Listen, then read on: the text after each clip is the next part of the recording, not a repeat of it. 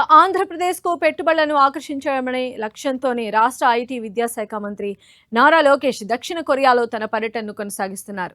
ఈ పర్యటనలో భాగంగా ఆయన ఇవాళ సియోల్ నుంచి ఆ దేశ వాణిజ్య నగరమైన బూసాన్కు రైల్లో బయలుదేరి వెళ్లారు.